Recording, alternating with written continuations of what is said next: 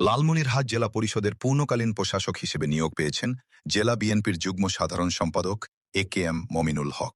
মঙ্গলবার ৩১ মার্চ স্থানীয় সরকার, পল্লী উন্নয়ন ও সমবায় মন্ত্রণালয়ের স্থানীয় সরকার বিভাগ, বাংলাদেশ সচিবালয় থেকে এ সংক্রান্ত একটি প্রজ্ঞাপন জারি করা হয়েছে।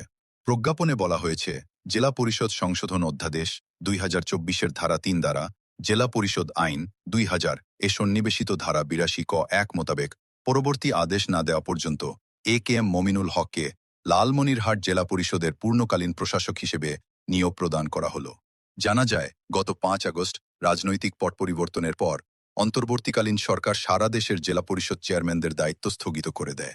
এরপর থেকে প্রশাসনিক কার্যক্রম সচল রাখতে লালমনিরহাট জেলা পরিষদের প্রশাসক হিসেবে অতিরিক্ত দায়িত্ব পালন করে আসছিলেন জেলা প্রশাসক ডিসি।